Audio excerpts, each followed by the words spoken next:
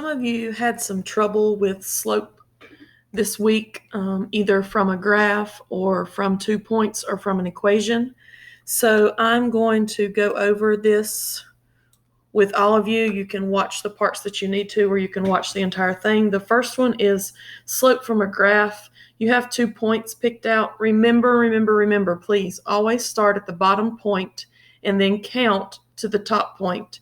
And watch how I'm counting. Some of you are counting too early.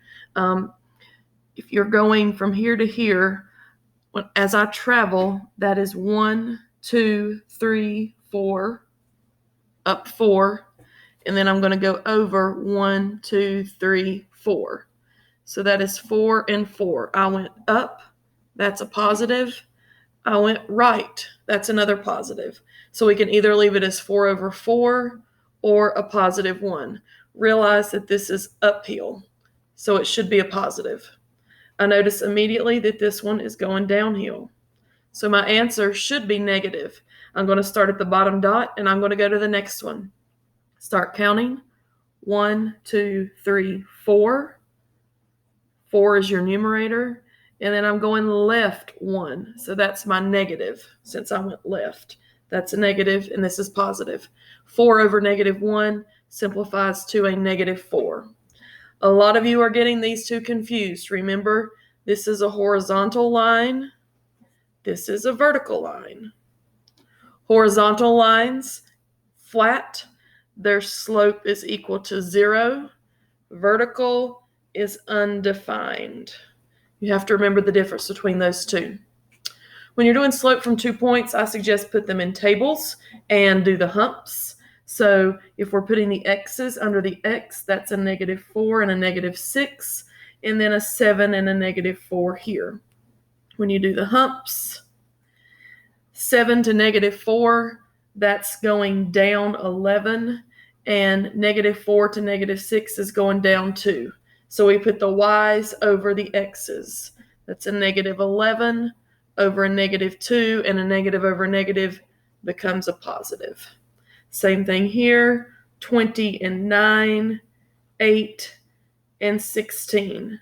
That's a plus 8, and this is a minus 11. So that's going to be 8 over negative 11. Doesn't matter as long as you have a negative in there somewhere. Now, here we notice something special about this one. 17 and 17, negative 13 and 8. What's going to end up happening here is we have a plus 11, and here we have a plus 0. Well, 0 is going to be on the bottom. Sorry, that's not 11. That's 21. So we have 21 over 0. Anytime you have 0 on the bottom, that's undefined. So here when we have x's are equal to the same number, that's an undefined. Well, over here in this one, the y's are the same number. When that happens, the 0 is going to be on top, which is just a 0.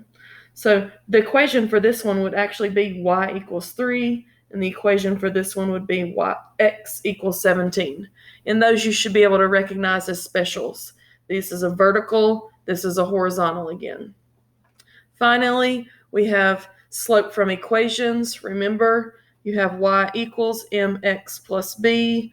Whatever we're doing, we're trying to find the number in front of the x, no matter where it is. So for this one, your slope would be 5.